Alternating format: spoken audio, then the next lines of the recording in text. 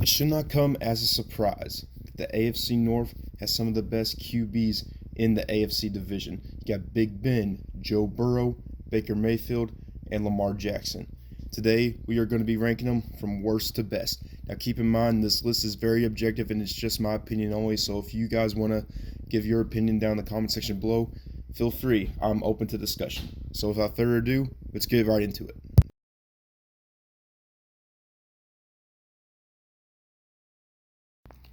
I do think that I'm going to get some controversial opinions about putting Ben Roethlisberger as the fourth best quarterback in the AFC North division, but I think it's best that he is in this slot because the other three quarterbacks that are ahead of him are much faster and much younger too. But despite that, he still put up amazing stats with 3,800 passing yards, 33 touchdowns, 10 interceptions with a QBR rating of 94. While these are good stats, the offensive line was very atrocious as they were spotty at times. Also, they're getting up there in age. But they do have Chase Claypool and Juju Smith-Schuster. So let's see if Big Ben can pull off another ridiculous year. He's definitely a legend in the game. I think he's the worst of the best quarterbacks in this division, and that is no slouch either. He comes in at number 4.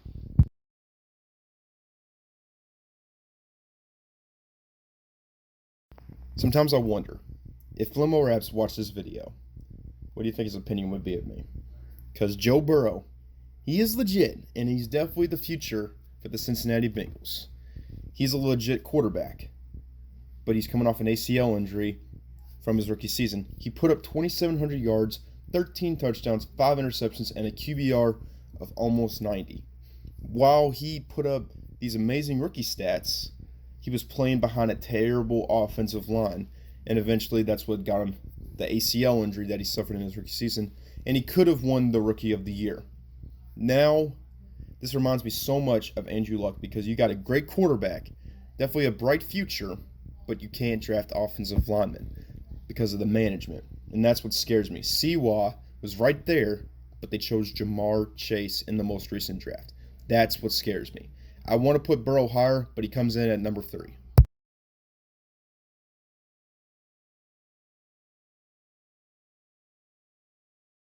I debated on this one. Do I put Joe Burrow or Baker Mayfield at the number 2 slot?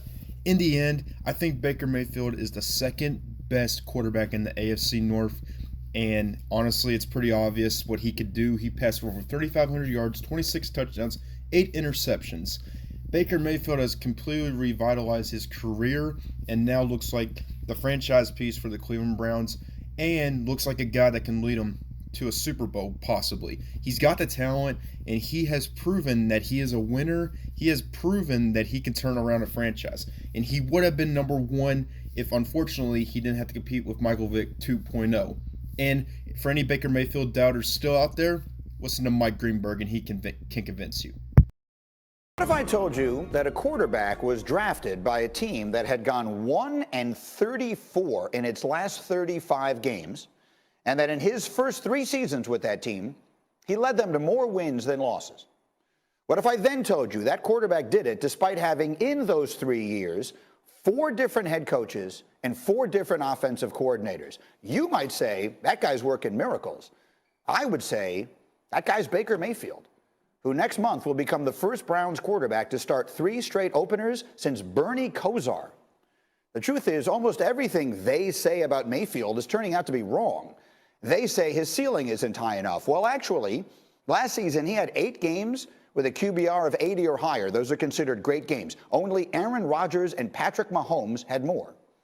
They say he doesn't have the arm strength. Well, actually, last season he had the highest completion percentage in the entire league on passes thrown 20 yards downfield. They say he isn't good enough to beat good teams. Well, actually, in Cleveland's first playoff win since 1994, he threw 3 touchdowns, no picks, and hung 48 on Pittsburgh. That's the most points the Steelers have ever allowed in 62 playoff games. Here is the truth. Baker Mayfield has turned around what was the worst franchise in American sports, despite all manner of adversity, and is a big part of the reason now that they are talking Super Bowl in a town where the team was winless 4 years ago. So, if all that isn't enough to shut them up, I'm not quite sure what is going to be.